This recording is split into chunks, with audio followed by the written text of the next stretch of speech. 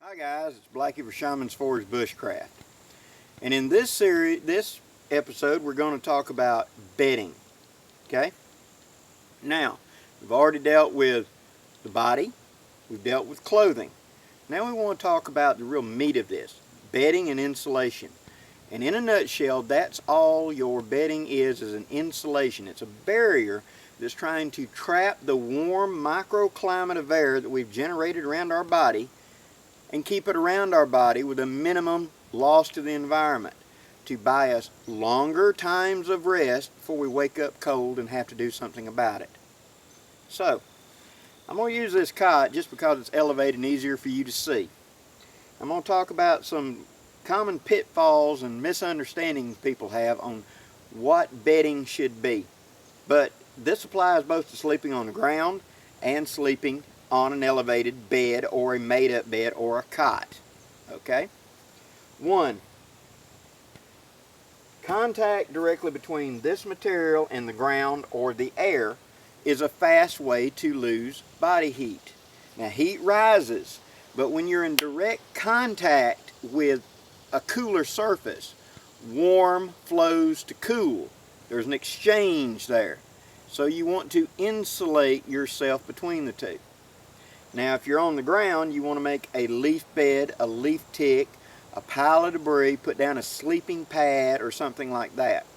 With the modern sleeping pads, it can be as little as a ½ inch because they're closed cell foam, and each of those little bubbles acts like bubble wrap and holds the heat rather than letting it convey. Now, sorry guys, I'm in prime rattlesnake territory. In fact, we were hunting rattlesnakes about 2 hours ago and I thought I heard one. So, when you have the insulation underneath you, you're going to be more comfortable. If you're using natural insulation, you want it dry, which is like pine boughs, pine straw, dry leaves, whatever. And ideally, if you could put it inside of a thin mesh bag or something like that. Now, I have done the trick of raking up a big pile of leaves and stuff and taking one of those mesh hammocks like you carry in your pocket, opening it up and staking it down like a cargo net to hold the insulation in place. So when I get up there and roll on it, it doesn't wiggle away from me. Okay? So we need some form of insulation. If it's natural insulation, you need at least the depth of one hand thick to keep you insulated from the ground. If it's modern insulation, like sleeping pads, sleeping mats, it still doesn't hurt to pack a little extra underneath it. I have rarely seen too much insulation. Okay? So now let's deal with the air up here above us. We want to keep the heat with us. So let's say you're on a surface that you've created. It's insulated from here down. Now I'm going to get on top of it. And I'm going to use this pack to simulate my body. You're going to lay down and you're going to take a blanket, and just like you did at home on the bed,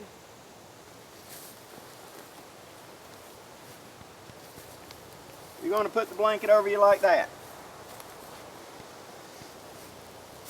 That's no good. And I'll tell you why. The body is the engine. It's generating the heat.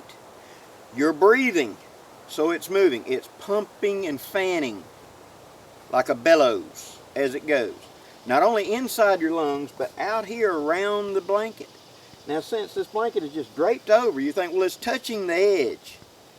That doesn't cause insulation. That doesn't cause it to like air seal. And so, as you're breathing, right here, air is drafting up around the edge and coming into the body area and then conveying out and coming out around the neck. You're sleeping in a chimney. You're losing heat rapidly that way. And this is what you do in the summer when you're trying to shed heat. In the winter, this is a fast way to get cold in a hurry. So we need to find some way of trapping that heat. And that's what we're going to deal with now. Another thing that I notice, especially with people who are used to sleeping in houses, is this. They roll over on their side. I know this is exaggerated, but I want you to see. And you see this hole right here? Think how much heat you're losing. When you roll on your side, you should roll too far so it pulls the blanket and then roll back. So it eliminates that draft. Same thing with the front. It should be touching you. If your blanket is not touching you because you just roll over, that's what you get. And that's how you lose almost all your heat quickly. You wake up with that chill running up and down your spine. If you'll lean forward and then back, it'll touch and you'll cut that out. Okay. Now, let me adjust the camera a little. Okay. In other videos you've seen how to wrap up in a blanket. How you put it on the diagonal, bring the point up over your feet, and then take one side, bring it over and tuck, the other side, bring it over and tuck, reach behind you and grab the point and pull it up over your head. That's so you wrap around you and you're not losing the insulation value, and that's good. Another thing that can be done when you're sleeping on a bed is this. You want to take the blanket and pull it so about a quarter of the blanket is on the bedding, like this.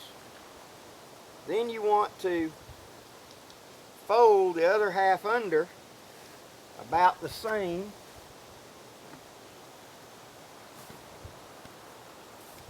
Then take the foot, pick your feet up and flip so it seals it. Now, what you've created is like a sleeping bag. See, the two loose ends are now at the center of the back. I pick up and I wiggle in this way. As long as my body is laying on these edges so I can't lose it, I am not drafting air coming out, okay? This can be used when it's not terrible cold, when you just want to stop that draft. This is infinitely better than just throwing it over you or laying down and flopping it in half like an envelope. If there's an open seam, air's coming in. By doing it this way, I'm trapping this warm microclimate within the bag, okay? One blanket will not keep you warm down to ridiculously low temperatures. I don't care how big the blanket is, and I've got some of the biggest. It's simply you generating the heat and how much insulation you've got around you. Now, I can sleep with one blanket down to the 20s. I'm going to have a fire. I'm going to wear correct clothing, a good heavy layer, and I'm going to juice up on something real heavy, real hot. It's going to keep me warm most of the night. But I'm kind of stoking the fire. You see what I'm saying? The blanket is merely an extra layer on my clothing. The clothing should be heavy enough I should be able to lay down with just the clothing and make it through the night. Not comfortably, probably not. But just the clothing should get me through the night. This is just the outer layer. And you can do that then with a blanket. But a blanket, if you've got the way to do it, or like Dave says, a conveyance. If you're canoeing in, if you're coming in by bike or ATV or truck or canoe, bring more. A sleeping bag and a blanket is a better combination than just a blanket. But the versatility of the blankets gives them a lot of adaptability that the sleeping bag don't have. Now, let me show you how to use two blankets. That will be in the next segment. Stay with me. I'll be right back.